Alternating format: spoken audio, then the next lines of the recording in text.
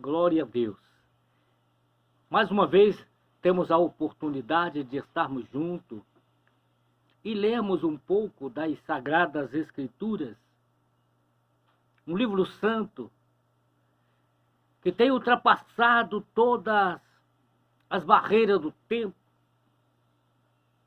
vencido todo o levante do inimigo de Deus, tentando acabar ou destruir. Mas a palavra de Deus, nós temos certeza, porque a Bíblia diz que ela permanecerá para sempre. Glórias a Deus. Queremos mandar um abraço, né, para os nossos pastores da Igreja Batista Pentecostal Vale das Bênçãos.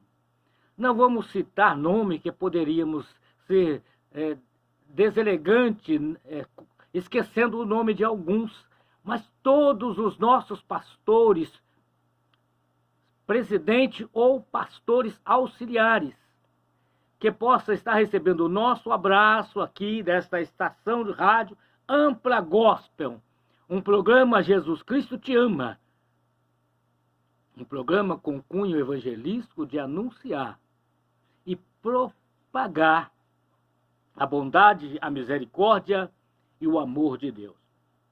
Somos gratos a Deus pela vida do irmão Diácono Antônio Magalhães, locutor, né, dessa programação, responsável, diretor dessa programação, que nos convida sempre a estar ao seu lado para juntos fazermos a obra do evangelismo, anunciar o evangelho da salvação. Eu quero convidar a você para pegar as Sagradas Escrituras.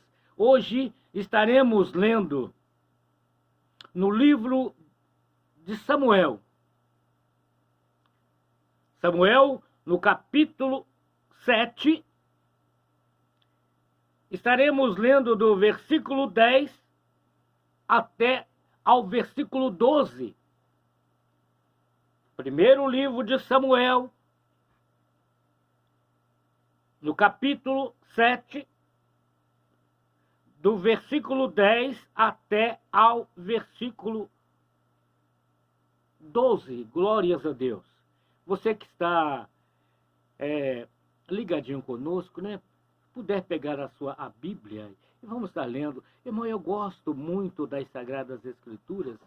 Às vezes eu leio alguns poucos versículos, mas normalmente a minha fala eu deixo ligada a todo o contexto bíblico, para não ficar baseado a interpretação. A Bíblia precisa, sim, receber a revelação da parte de Deus, para nós, para os seus servos, para os seus filhos e para todos aqueles que creem. A palavra de Deus, ela é soberana e ela sempre se cumprirá, independente das circunstâncias.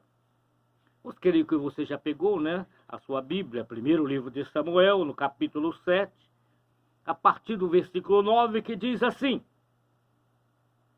Então tomou Samuel um cordeiro de mama e sacrificou-o inteiro em holocausto ao Senhor.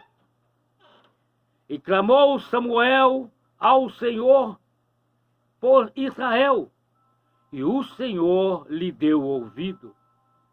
E sucedeu que, estando Samuel sacrificando o holocausto, os filisteus chegaram à peleja contra Israel, e trovejou o Senhor aquele dia com grande trovoada sobre os filisteus, e os aterrou de tal modo que foram derrotados diante dos filhos de Israel. E os homens de Israel saíram de Mispá e perseguiram os filisteus e os feriram até abaixo de Bet-Cá. Então tomou Samuel uma pedra e a pôs entre Mispá e Sem, e chamou o seu nome Ebeneze, e disse: até aqui nos ajudou o Senhor, para a palavra gloriosa e abençoada. Glórias a Deus. Eu quero fazer uma oração antes de começar a fala. Senhor, meu Deus e meu Pai, em nome do teu Filho amado Jesus Cristo, nos posicionamos nesta manhã, ó Deus, como aquele que vai, Senhor, meu Pai, levar, transmitir, meu Pai, a tua vontade. Pedimos a ti a tua unção. De nós mesmos nós não temos nada, nem habilidade, nem capacidade, nem recurso na vida espiritual, porque a tua palavra discerne, Senhor, meu Pai, espiritualmente. Por isso pedimos a ti, fale aos nossos corações, que estamos ligados, que estamos participando desta palavra. Nos leva, Senhor, a entender a tua palavra e compreender em nossos dias, em nome de Jesus. Glórias ao nome do Senhor Jesus Cristo. Amados, esta palavra é para nós, nos nossos dias, um grande despertamento. E eu quero dar um título para esta mensagem hoje. Abandonando a ilusão e recebendo a vitória. Abandonando a ilusão e recebendo a vitória. É um contexto, irmãos, que fala do povo de Deus. A Bíblia não fala de outro povo, embora ela muitas vezes cita alguma população, porque ela precisa trazer para os nossos dias a oportunidade de escolha, para que o nosso comportamento esteja firmado na instrução da palavra de Deus.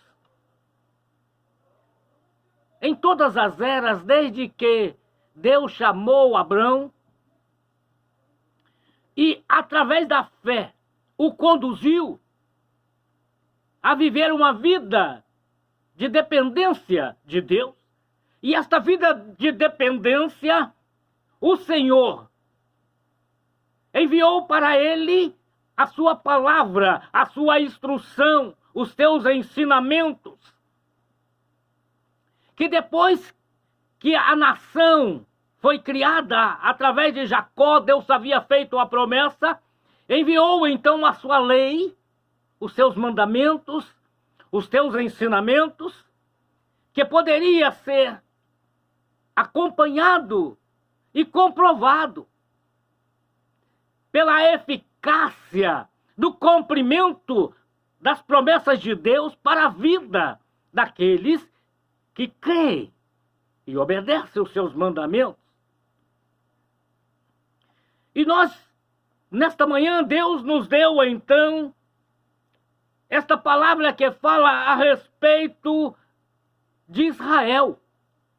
Israel era o povo, a descendência de Abraão, que é a descendência de Jacó, que Deus mudou o seu nome de Jacó para Israel. E ele teve, então, 12 filhos, que formou as 12 tribos. Que uma delas foi separada para servir no templo, que são os levitas, os filhos de Levi. E as 11 tribos estavam responsáveis para ser exemplo para o mundo.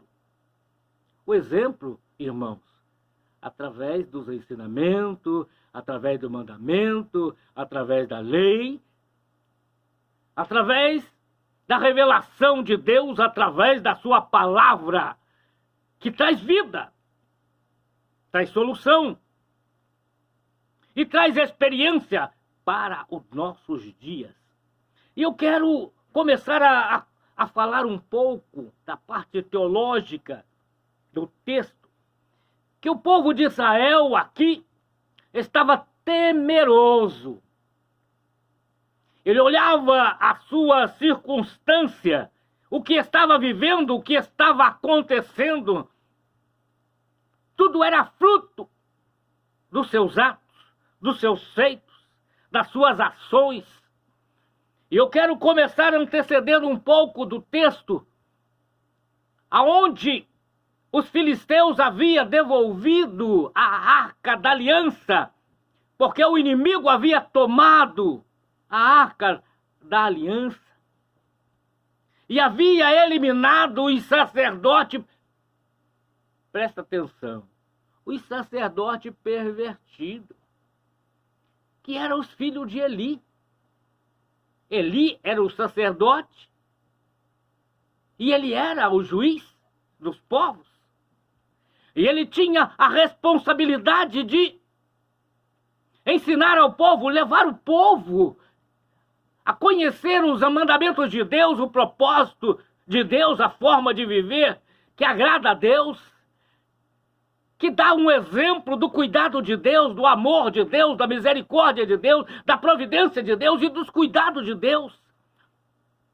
Mas como nos dias de hoje, irmãos, aqueles que foram levantados para ser anunciador, guia espiritual, que pudesse levar a Deus o povo a uma vida de comunhão com Deus, a uma vida feliz. Irmão, quem vive com Deus vive feliz, porque a circunstância serve apenas para o crescimento na fé, para a experiência e para ver a mão de Deus. E os filhos de Eli, olha, irmãos, Deus sempre levanta, Deus não é Deus de confusão. Deus não faz duas coisas ao mesmo tempo, Ele faz uma coisa de cada vez para que as pessoas possam manter-se confiado e confiante. Eli, sendo um sacerdote e juiz, ele tendo apenas 2 filhos, Ofni e Finéias, ele constituiu os 2 jovens, os seus 2 filhos, como sacerdote, como líder de igreja, para liderar o povo, para levar o povo à prática da vida, da obediência aos mandamentos, à lei de Deus. Mas eles se perverteram e voltaram o seu coração, os seus desejos, aos desejos do seu coração,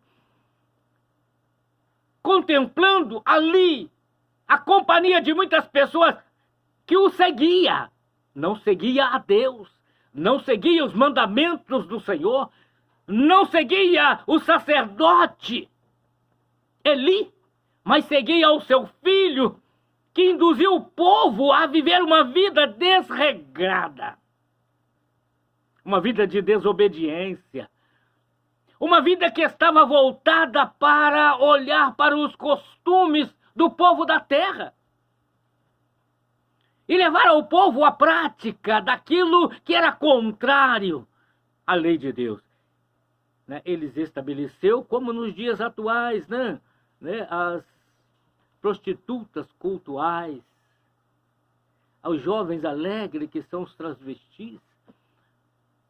E ele começou a induzir o povo a deixar o Deus verdadeiro e levar o povo a cultuar os deuses da terra, que são os Baals, os muitos deuses, os Baalins e os Astarotes, que representa hoje, irmãos, os edonitas, que servem aos diversos deuses.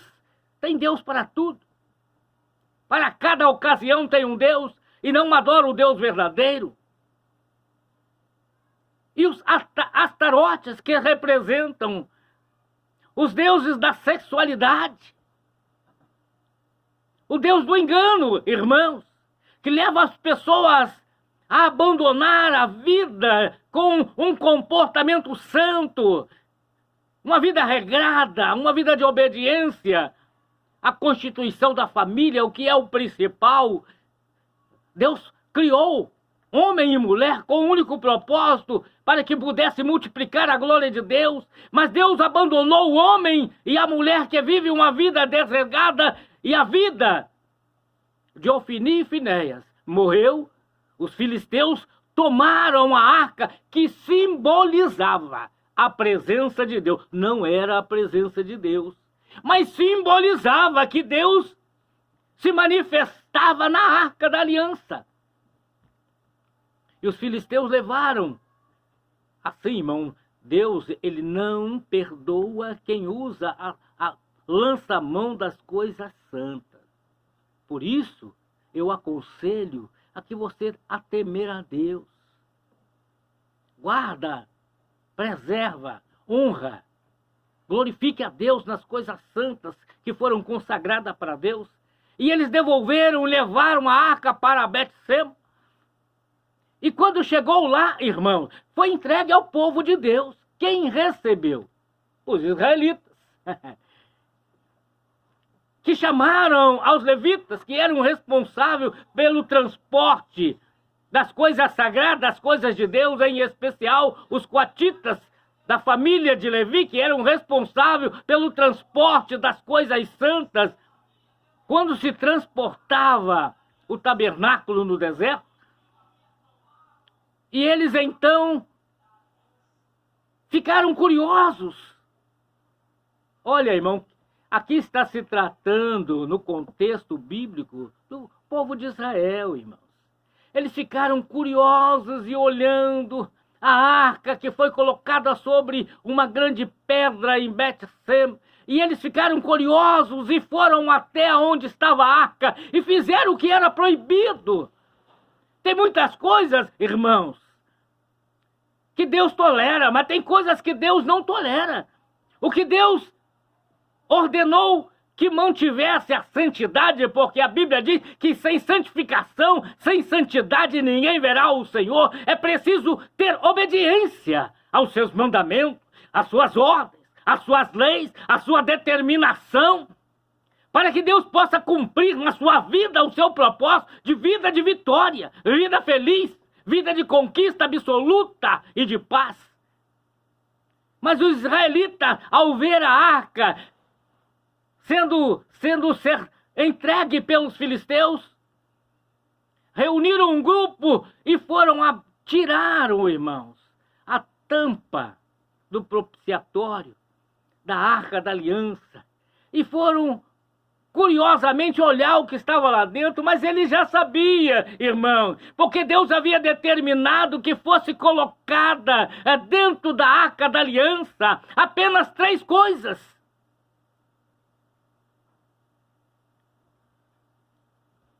A arca da aliança tinha o maná, que sustentou o povo no deserto, a vara de Arão, que foi colocado uma vara de cada tribo para manifestar quem Deus havia separado para o sacerdócio. E a vara de Arão floresceu e produziu frutos de amêndoa quando foi colocada no tabernáculo, como comprovação que é Deus que separa o sacerdócio. Não depende de pessoa, mas Deus é que faz a separação. E como demonstração que das 12 tribos, Deus havia separado a tribo de Arão, a árvore floresceu e produziu amêndoa. E tinha também, irmão, uma tábua da lei. Mas o povo israelita, curioso, irmãos, foi até onde estava a arca, tirou a tampa do propiciatório e olhou para dentro. E um foi chamando o outro: olha, eu olhei e não aconteceu nada. É como nos dias atuais, irmãos, que as pessoas começam a fazer as coisas em desobediência ao mandamento de Deus e convence ao outro a praticar as mesmas coisas, dizendo: não me aconteceu nada, não me sucedeu nada. Você pode vir e aqui contemplar o que está aqui dentro, porque não é somente o sumo sacerdote, não é somente aqueles que é separado, que é para fazer a obra de Deus. Não, você pode vir também participar. E por causa disso, irmãos, Deus enviou a sua mão sobre eles e matou 50.700 homens. E o povo de Israel, vendo essas coisas que estavam sucedendo aos seus contemporâneos, ao povo da sua nação, que era chamada povo de Deus, sofrendo as consequências da desobediência, eles correram até Samuel e disse: olha, ora por nós, Samuel, intercede a Deus. Intercede a Deus por nós, para que nós não venhamos perecer por causa dessa maldade, por causa dessa malícia, por causa dessa desobediência. Então Samuel falou a toda a casa de Israel, dizendo: se com todo o vosso coração vos converterdes ao Senhor, e tirai dentre de vós os deuses estranhos, os astarotes, e preparai o vosso coração ao Senhor, e servi só a Ele, e vos livrará da mão dos filisteus. Olha, irmãos, as promessas de Deus, irmãos, é para crente fiel, irmãos. Não se preocupa com nada se você é um crente fiel. Se você serve a Deus com integridade, às vezes pode lhe faltar bens materiais, mas a presença de Deus, irmão, sempre vai acontecer um milagre. Sempre você vai ter mais do que você precisa para que você possa testificar e o nome de Deus seja glorificado em sua vida. E o povo, então, irmão, tomou essa decisão. Mas para que ele pudesse fazer isso, irmão, ele tinha que dar uma prova. Como que eles iriam provar isso? Eles tinham que tirar do vosso meio os deuses estranhos e os astarotes, né? Que eram os Baalins. São tantos deuses que eles tinham, mas eles tinham que fazer mais alguma coisa, irmãos. Eles moravam em Betsêmia, onde estava a arca. E eles receberam, então, a ordenança como comprovação que eles estavam dispostos a servir só ao Senhor, mesmo tirando os deuses estranhos, mesmo removendo os astarotes da sua vida, né? Que representa hoje a forma de viver hedonista, né? E o narcisismo, a adoração do corpo, a vida de prazer, a vida de satisfação que representa os astarotes. Eles tinham que tirar tudo isso, mas eles tinham que fazer mais alguma coisa. Tinham que sair da sua comunidade e ir para Mispa. Por que eles tinham que fazer isso, irmão? Porque eles tinham que dar comprovação de vida, que eles estavam dispostos. E eles fizeram isso, irmãos. E eles assim o fizeram. Eles deixaram para trás os seus deuses, quebraram, destruíram os Baalins, quebraram os astarotes, os postes-ídolos dos bosques, aonde eles adoravam ali aqueles instrumentos, instrumento que simbolizava, irmão, a luxúria, a prostituição levada pela adoração da prostituição do povo da terra, que não serve a Deus. Eles abandonaram tudo e foram para Mispa, o lugar determinado pelo homem de Deus, Samuel, separado e chamado com o único propósito de levar o povo a servir e adorar a Deus. Isso aqui, irmãos, representa para nós hoje Mispa. Mispa representa a igreja, o lugar do encontro com Deus, o lugar de testemunho, aonde você abandonou todos os outros deuses falsos, os Baalins, os deuses do lar. Todos eles precisam ser abandonados, como também os astarotes, que representam o narcisismo, a adoração ao corpo, a vida de prazer, a vida de satisfação, aonde eles esquecem tudo, abandonam até a família para viver uma vida promíscua, uma vida desregrada, uma vida sem fidelidade a nada, e nem a ninguém, nem a família, nem a Deus, que não dá ouvido a nada, não dá ouvido ao Espírito de Deus, e não recebe a sua palavra para que tenha vida em Deus. Mispa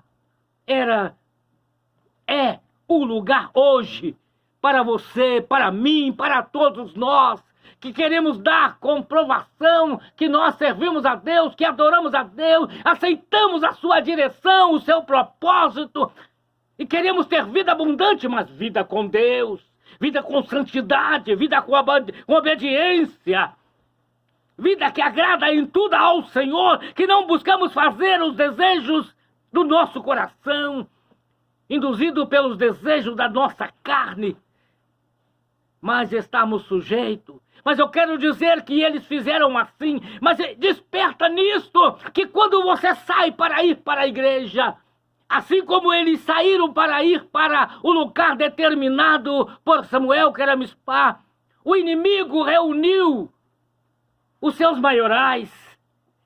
Porque, irmãos, eles se julgam grandes, eles se julgam capazes, eles se julgam mais forte, mais poderoso diante dos homens. E eles viram que o povo de Deus estava obedecendo a voz, a determinação do sacerdote Samuel. E eles foram para Mispá, ali, e estavam reunidos então os filisteus, que havia, irmão, no contexto anterior, havia tomado 10 cidades dos israelitas, e vinham avançando, e quando soube que eles estavam ali reunidos em Mispá, eles saíram para poder confrontar, destruir e tomar posse das propriedades, dos bens do povo de Deus, mas Deus entrou com providência. Assim é nos dias de hoje, irmãos. Você, quando você vai para a igreja obedecendo ao Senhor, não se preocupe, não se preocupe, não fique preocupado aos olhos de Deus. Deus é Deus da providência. Deus é o Deus Todo-Poderoso, só Ele tem todo o poder, só Ele tem toda a autoridade, só Ele tem a capacidade de mudar todas as circunstâncias. Ele é o único que faz com que o solitário viva em família. É Ele que traz a palavra de harmonia, de compreensão, de demonstração de afeto, carinho, amor e entendimento entre os seres humanos, aonde há harmonia através da fé. E aqueles que se achavam grandes viram que o povo de Deus estava obedecendo agora a determinação de Deus. Havia abandonado, irmão, umas coisas que era comum ao povo da terra. Era comum às outras nações, era comum aos outros povos, irmão, porque o povo de Deus foram chamados para fora. Hoje a igreja, irmão, não está mais no mundo. O povo de Deus vive no reino de Deus, irmãos, aonde todas as coisas cooperam para o bem daqueles que andam no seu decreto, daqueles que são fiéis ao Senhor. Muitas pessoas não conseguem entender ou compreender, mas Deus é Deus de maravilha, Deus de milagre. Deus vai usar, irmão, a própria natureza a favor do povo de Deus. O milagre vai acontecer como aconteceu. Quando o povo de Deus estava em Mispá, eles reuniram, eles viram onde estava o povo de Deus e saiu, irmão, para aprisionar, para destruir, mas Deus entrou com providência. A Bíblia diz que Deus trovejou do céu com grande estrondo, que confundiu os inimigos. E eles ficaram totalmente perdidos. E o povo de Deus se levantou e destruiu por completo. E tomou posse, irmãos, de tudo aquilo que o inimigo havia tomado deles, 10 cidades. 10 cidades estavam sob o domínio deles, mas eles foram totalmente vencidos por Deus. Por quê, irmãos? Quem serve a Deus, não se preocupe. As providências de Deus virão. O milagre vai acontecer. E ele está hoje, nesta manhã, trazendo esta revelação para você, para que você venha para Mispá, obedeça o mandamento de Deus, abandone os Baalins, abandone os Astarotes, deixe o hedonismo para trás, deixa o narcisismo para trás e venha servir somente ao Senhor, corpo, alma e espírito, e encontre descanso para a vossa alma, salvação e vida eterna e poder porque a Bíblia diz que estes sinais seguirão aos que creem. Que Deus vos abençoe. Fique com esta palavra e seja abençoado. Venha vencer pela fé. Em nome de... Deixe a ilusão e tome posse da vitória em nome de Jesus.